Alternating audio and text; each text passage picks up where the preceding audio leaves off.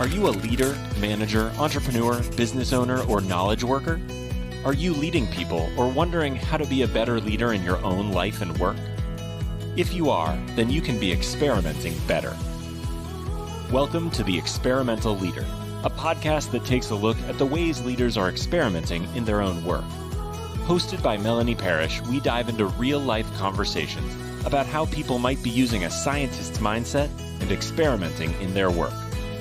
Shift your leadership into something that works better. Join us on The Experimental Leader today.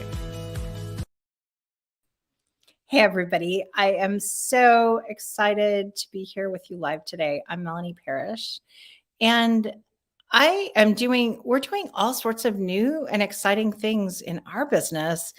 And it's leading me to think about the whole concept that anytime we do something new, it's an experiment. And so it's making me think about how we do measurement and how we set things up right. So I'm just thinking about, as we put new things into place, I'm just so curious about how we're going to know if they're working and who's going to be in charge of that, because we're all really busy. I'm busy coaching people and creating programs, and my team is busy doing the things that they do already. So anytime we try something new, it actually puts a load on our team. And I had a conversation with our team yesterday, and we did a quick check-in. And one of the things that we did, I was like, hey, just tell me in terms of capacity where you're at, scale of 1 to 10. 0 or 1, you're like lying in bed at night worrying you're going to lose your job because you're not providing enough value to the company. And 10, you're lying in bed at night worrying that you'll never get your workload done and things are going to crash. Where are you? And I thought this was a really cool tool to just sort of assess. And then it led me to this whole idea of, where do we want our staff to be? Where do we want, we want some capacity built into their jobs. I don't want to be working at 100% capacity all the time. And so I'm actually super curious about this. I don't know if anybody is listening live and wants to weigh in on this and put a comment in. I'd love to talk to our guest about this too. But where do we want our employees' capacity to be? Do we want them maxed out all the time? Because that leads to burnout. Do we want them to be at 50% so we could hand them anything at any point and they're just waiting there for us like a 1950s assistant? And I was thinking it's somewhere between 70 and 85% that I'd want them to be, where they can sort of steadily go about their day. They're not having to rush, so there's not so many mistakes. But they could take on new tasks. They could think things through. They have time to think. I always worry when people don't have time to think, but I'm super curious about what other people think about this topic, because I actually don't know the answer to this. And I'm curious what you think. So that's what I've been thinking about in my leadership today. And I am so excited to welcome our guest today. Our guest today is Lisa Hale. Dr. Lisa Hale, who founded Focus Leadership Consulting. She's part of my inner circle, actually, and I asked her to be on the show because I love her ideas and opinions and the work she does in the world. And she helps free talented teams and leaders to do the work they came together to do. She specializes in helping teams integrate during change so that their team dynamics and results are even better than ever. And from the leader who leads them to the individuals working on the team, and then the team as a whole, she helps get all the wheels on the track so that change is for the better.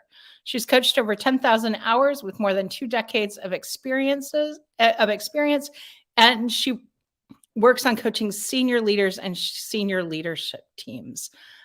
She's also a mother of 3 incredible young men, an avid skier, and an all-out dynamic and brilliant facilitator of all people being awesome. Welcome, Lisa, to the show. Thank you, Melanie. I'm so happy to be here, and it is a treat to be having one of our very interesting conversations out here where others can hear them. I know, it's so fun to have you here. And you and I are both MCCs, but and as we were talking before the show, and you're also a PhD. And I don't actually know what your PhD is in, and I refrained from asking earlier. Can you talk about what your PhD is in? Yeah, it's unexpected actually for someone who does executive coaching and leadership development. My PhD is in political economy, international political economy. Well, every organization is a political economy. I think it's perfect. I think it's fantastic. Yeah. That's so interesting. Well, we're doing book club this year on my show, and I think you were kind enough to dive into the experimental leader a little bit. And I have a little piece that I actually picked with you in mind that I wanted to read from the book that I wanted to talk about with you. So I'm going to wonder if it's one of the ones that I highlighted, because I highlighted a whole bunch. Yeah. So I'll just read it. So frequently I see managers and others immobilized and incapable of making change because they believe that it's a process requiring everyone's input and agreement. The larger the organization, the more complex the processes become, and that eventually prevents leaders from implementing change. A person's career can die because he didn't back the right solution. An experiment allows people a safe to fail environment in which to try new things and to learn. Yeah, I definitely highlighted some portions of that. Yeah, so I just think I see this all the time, but it's like often like when I'm coaching, and I don't know if you see this too, but it's like in the muck. It's like you start to see people trying to make movement or trying to improve things, and then they get mired down and they're trying to find a path. And I just was curious what you see, because you do similar work to me. Yeah. Well, as you were even reading the quote, which I've read recently, I've reread portions of the chapter we're talking about today. And even as you were reading it, I was struck by something I hadn't even thought of when I read it privately, which is that what you're getting at here, and really the meta level solution or problem that you're solving with this experimental leader approach, is how many leaders get stuck in fear. And they don't realize that they're stuck in fear. They don't realize that that's the thing that they're up against. And we, of course, see it. But when you describe, I might lose, my job could be on the line if I back the wrong program or the wrong initiative, that's just fear. That's not even a thoughtful assessment of whether backing one program or another is the right move for the organization, the team, the business, or whatever. And I run into that all the time, working on several projects now in organizations where the leader is just paralyzed by fear. And it doesn't look that way to other people or to the leader. In one case, it's a her, and another, it's a him. So him and herself. Yeah. These conversations with coaches are so funny because we have all these like real live examples and they're all confidential and we all know something. It's this funny sort of conversation of, oh, and I'm watching how he burned down his career, or he did this, or, right. And you're absolutely right. It's so funny because when I was writing this book and I was working with editors, they were like, but tell us how to experiment. I was like, I don't care how you experiment, just experiment and embrace it and change your culture. And allow that experimentation as possible, because it isn't so much about the experiment. I mean, being a good experimenter is super important, but it is about creating a culture where people aren't afraid, and experiments are a path to do that. Yeah, there was somebody, and is somebody pretty well known, like a sales coach from decades ago that I'm not thinking of the name of right now, but he said something that stayed with me throughout all of my business career. And that is that you can't go anywhere if you're parked on the side of the road. And so many of us park on the side of the road when we don't know what to do.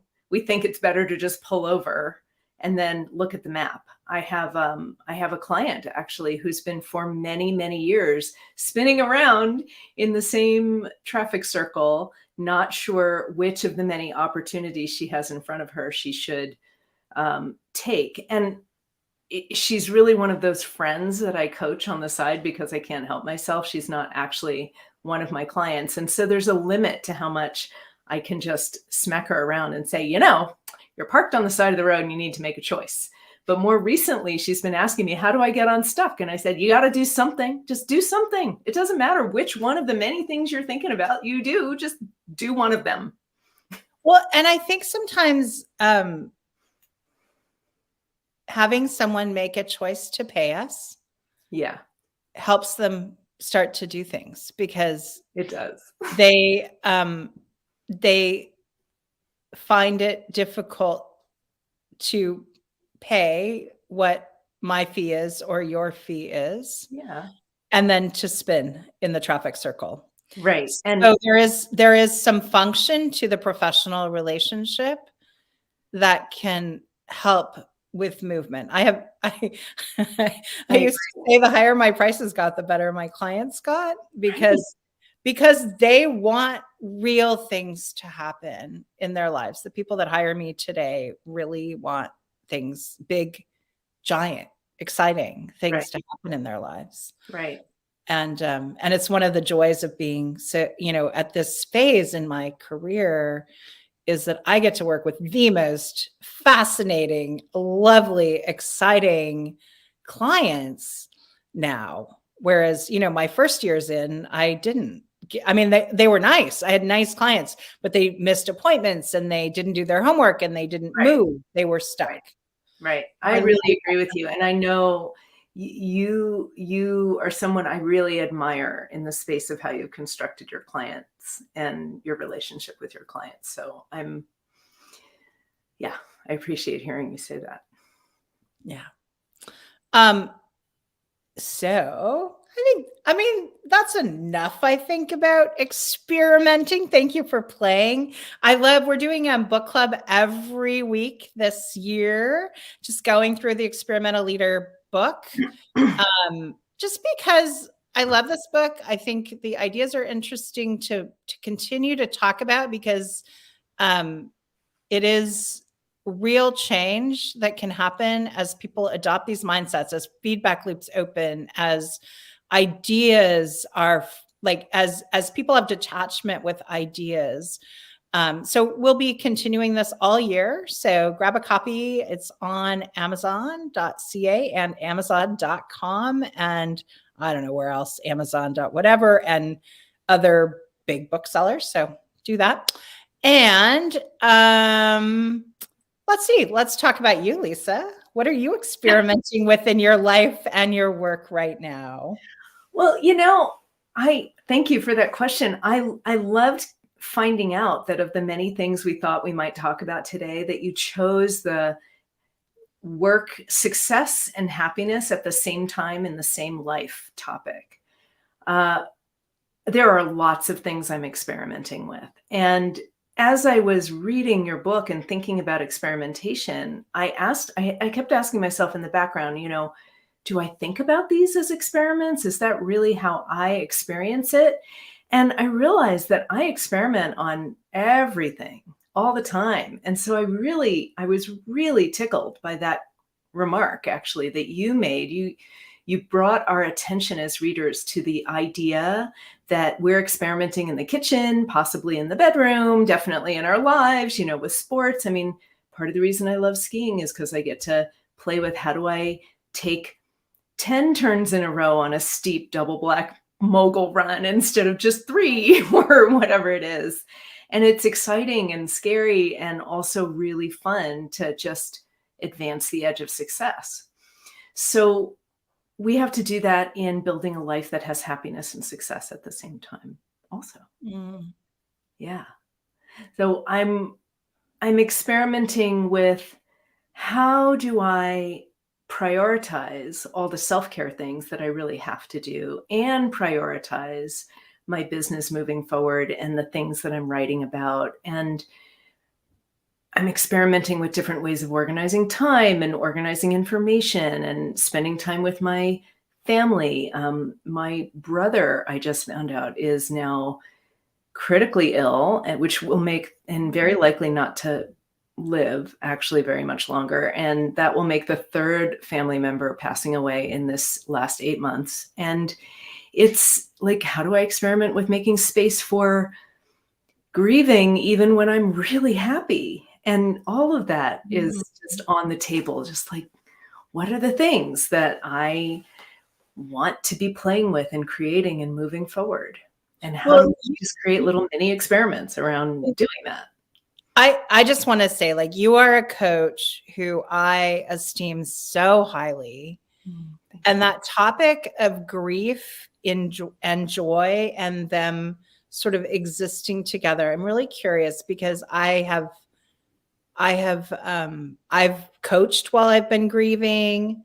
I have clients who, have grieved or do grieve or grapple depression, like the juxtaposition of lots of emotions in a life. So when we talk about fulfillment, like, what have you learned? What are some of the things you've learned in your years of coaching about all of that? Yeah.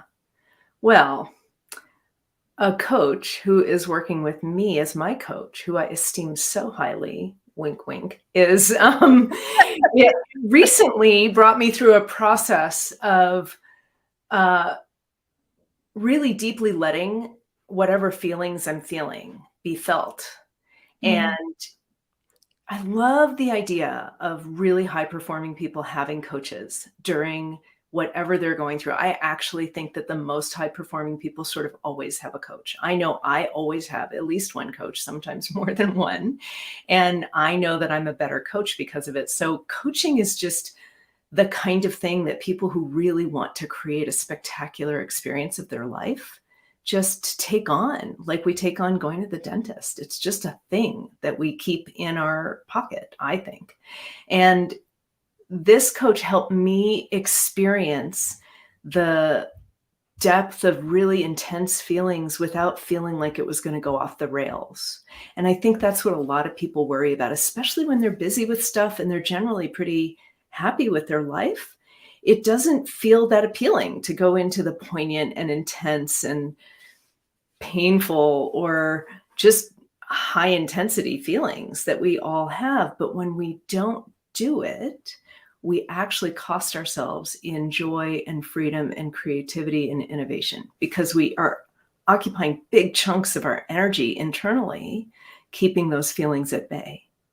But if we just let them be felt and let them come out, it lightens our load. It just makes us, like, I remember after I've had a few pretty intense crying jags. My father died 2 weeks ago. My brother's not in good shape.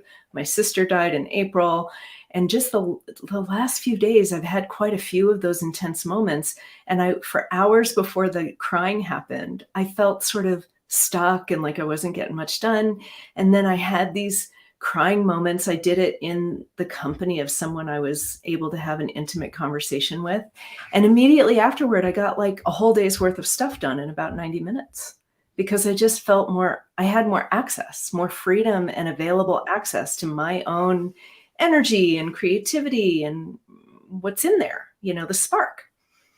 Well, and I feel called, I think, for just a second to talk about, sort of professional boundaries a little bit with coaching and therapy, and where do they land? Because I think people sometimes wonder about where coaches are and where therapy is, and I always feel super clear about this. So Yeah. I think this might be a fun time to talk about that. So I always think about coaching as in the present. So when we look at emotions, if you're looking back to the cause of your childhood pain, that's probably a therapy topic. So if you're talking about your parents or you're diving into the why, then you may want to go into a therapist. You may want to talk to a therapist about that. You might want to have a short conversation with your coach. But if that's the primary thing you're doing, is to trying to resolve it by doing a narrative about the why for you in the past, that might be therapy. But there's no reason not to explore the current emotion in a coaching context with a skilled coach. Right. And so that's like fully a present place for coaching. And I think it doesn't get used that much. I think some coaches are a little afraid of it. Yeah. And but to be able to dive into full emotion, and not just difficult emotions, but also joy, like to be able to amplify joy and excitement when somebody's worked on something for a really long time, to be able to amplify the joy of that, and to be with a coach and to have someone fully see the joy emerging of accomplishment is also incredibly powerful in a coaching relationship. Yeah, I agree. I think you talked about this a little bit in your book, the loneliness of leaders, and they aren't the only ones who are lonely, although I would say you and I are both leaders. So maybe some of our loneliness, occasional loneliness professionally, stems from that. But that's where witnessing someone in whatever their experience is so powerful, because it's not just because you're experiencing the joy with them or standing there witnessing it, or the grief or the whatever it is, but because the being witnessed helps us not feel so lonely. Yeah. I think being fully seen is when someone sees you, it allows you to be that and then be the next thing too. Right. I want to come back to your professional boundaries around coaching remarks, because I largely agree with you, and I ever so slightly I don't think we disagree actually fundamentally, but I would probably frame it a slightly different way. And I think I am privileged to be able to do that because my PhD is actually not in psychology or organizational psych. I have no training as a therapist, so I don't worry about crossing that boundary at all.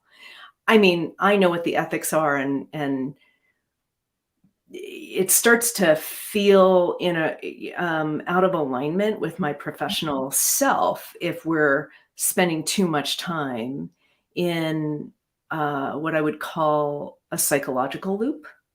Yep.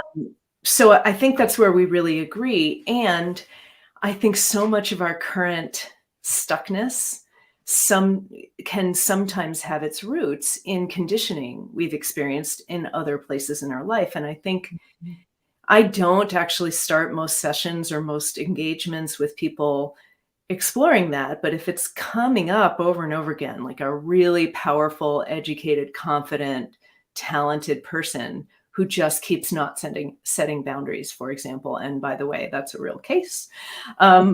Yeah. We discovered over time, even though the agenda was around very much current professional leadership things, we discovered over time that the roots of that sort of collapse in his power had to do with his relationship with his mother and his brother.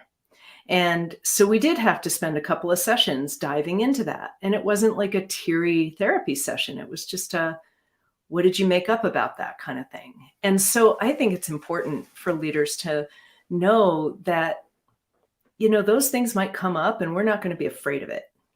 It's not. Yeah. And certainly you are experienced enough, and I am, to know when to have the boundary. And we're going to, each of us have slightly different boundaries, right? And I meet senior leaders all the time coming into an engagement who are up against it. And you and I both know when we meet them that they are deeply terrified. And they don't talk about that. They don't talk about 25% of my organization left last year or this year. And I thought that I was really a great leader. And now I'm really scared. They don't say that. They just say, well, we got to figure out why they're leaving and what's going on. What do I need to do? Right. Yeah.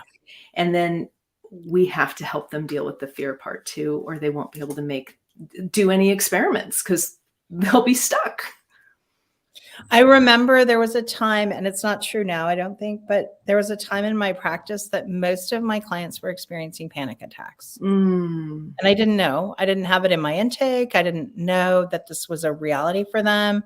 And they would just slowly over time reveal it to me. And so I started asking, just, sort of to understand, like, what do I need to know about you? Right. And I think, with COVID, I think the wheels are off the bus. All the child psychiatric facilities are full right now. Like, it's a crazy world out there right now. Like, people are pushed to the limit. And so I think, people need safe space. And I think coaches are really safe space. I totally 100% agree with you that if you want to be a top performer, hiring a coach is your best insurance to being that over time, because whatever it is, they're going to get you your 10% extra every year. They're going to pay their way. It's just, they do it. All the ROI is there, like, statistically, and all of that. What do you want to have happen, in your world in the next couple of years? Like, what are you dreaming up for yourself and your business and your life? Like, we're talking about fulfillment. What's exciting for you? Yeah, I'm so glad you asked that question that way. I was expecting, how we anticipate the ends of sentences. I was totally expecting you to say the next couple of weeks. And I was like, oh, it's Christmas. But you said next couple of years. I love that. I have 2 books brewing. And when I wrote my dissertation, I spent maybe 7 months writing it, and it was a dozen chapters, and I wrote a chapter a month plus. So it came out of me really quickly, but I spent a year and a half prior to writing it, having it percolate. And I've come to finally accept that doesn't mean I'm a bad person and a procrastinator, but that's just how I create and process. So right now I have 2 books percolating, and I actually thought about those when I was reading your book, because there's experimentation going on as I develop these books. One of them, I've iterated a little bit how it's going to come out, because the thing that I thought I would do initially hasn't been working beautifully. And I'm aware I haven't entirely put all the effort into making it work beautifully that I could. So it's an open question, but I like the experimental approach to thinking about that one. And the other one is easier. They're both about leadership. One is going to be focused on speaking with HR leaders about what they're seeing in their organizations that are constant frustrations. And of course, some of what I think could be done about that. And the other one is more about startup founders transitioning into senior leadership and scale. They're going to be, Series D, E, kind of, most likely, maybe C. It depends on how much money they raised initially, because some companies go from seed round to Series A with a couple $100 million, and then all of a sudden they have 25 people working for them and they don't know how to do that. And so I'm very curious about how they secure, it's like the success and happiness question, how they secure people and profitability and growth at the same time, starting from the get-go. And I'm really excited about those projects.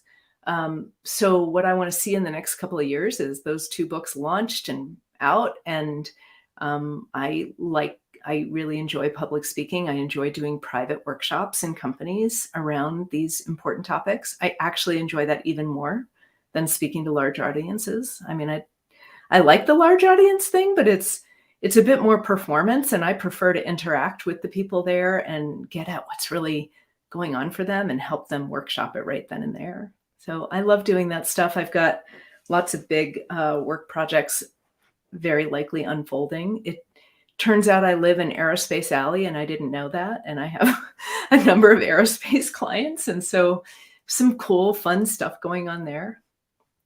Just stuff like that. I just like every time you say aerospace, I'm like, oh, that's so fun. It's just yeah. so I don't know. It seems so exciting. I don't know if it's actually exciting, but aerospace sounds like super It's exciting. kind of exciting. And one of my kids is applying for an internship at Ball Aerospace right up the road. And so like, it turns out that their worlds intersect with what I'm working on too, which is super fun for me. And, I'll just say it because we're talking success and happiness. I'm really open to meeting the partner that I would spend a happy, last few seasons, last few chapters of my life with. And I don't know who that's going to be. And I'm not willing to do it in a sort of, strategic planning kind of way. So it's so interesting because I love that as we're talking about happiness and success, like you're dreaming up like what you want. And this time of year, I have to like get ready because I do sort of a year beginning with my clients. And I have to kind of get myself in the right headspace. So right. kind of at the beginning of December, I start thinking about it. And so I've been thinking I want to do 150 days of exercise in 2023, which I want it to be swimming, but I don't know that I can actually get to a pool because I travel. So I'm going to say exercise, but mean swimming, and then allow myself to walk or do something else on the days that I can't. But it's so interesting as a coach, like we live this sort of dreamy space with our clients, but it means we do it for ourselves too, about like, what are we dreaming up and what are we, I don't know. I'm feeling very joyful about 2023 and I have big business goals for 2023. I'm really excited about them. I'm excited about my team. I'm excited about, what my kids are up to. There's just so much excitement in my world. Yeah.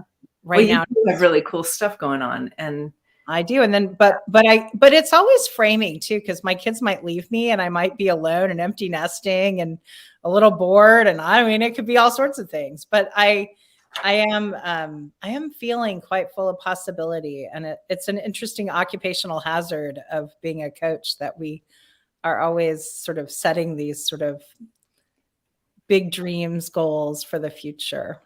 Yeah, you just said framing. It's all about framing. And I wrote a note. I was looking for it. I can't find it, but I remember what it was when I was reading. And the note was about the fact that the key to being successful at iterating and actually moving yourself toward your goals using this experimental approach is actually noticing the micro changes that are happening and appreciating them.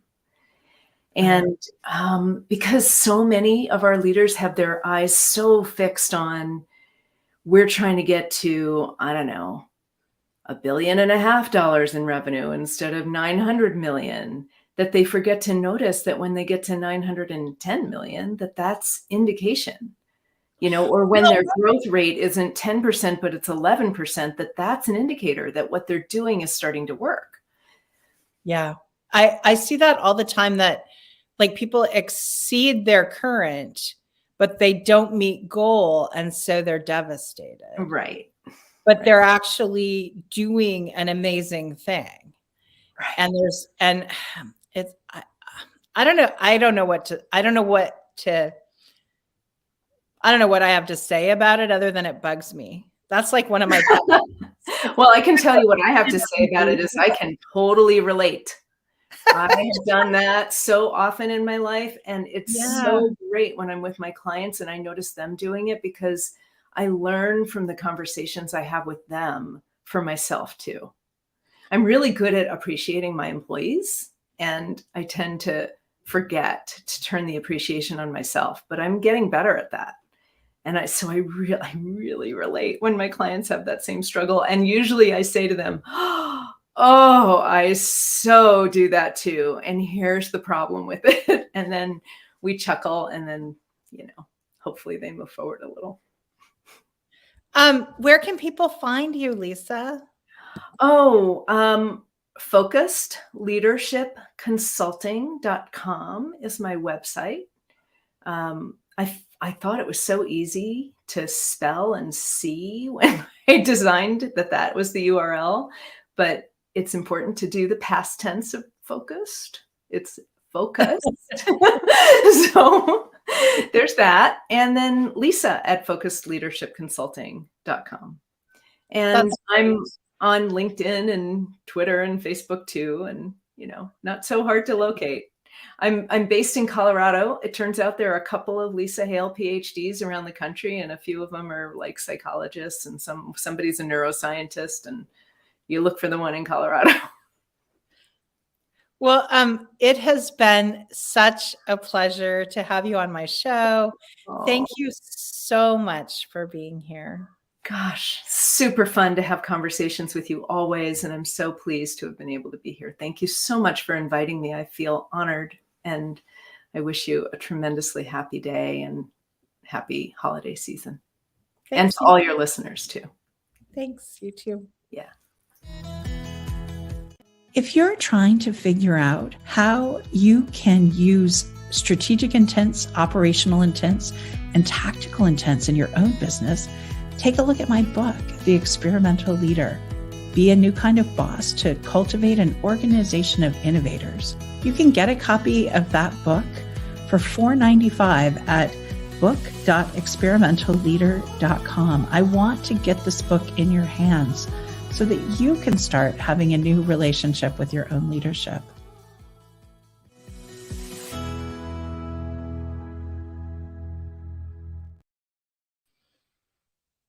It was so great to be here with Lisa Hale.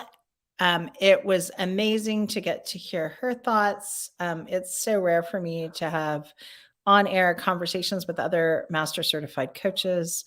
And I just love this idea of really looking at fulfillment. I love that different emotions can live in us at any one time. We can be happy, we can grieve, we can experience all the things. We don't have to be one thing. We can change our own perspectives at any time. So I just want to invite you to be all of who you are during this holiday season. You don't have to be any one thing for anyone. And it doesn't have to be the same thing at any given time that it was a minute before. Go experiment. Thank you for joining us on another episode of The Experimental Leader. We hope you have found value in today's episode because we're dedicated to helping you become the experimental leader you want to be. To access the show notes or learn more about working with Melanie, visit melanieparish.com. Go experiment.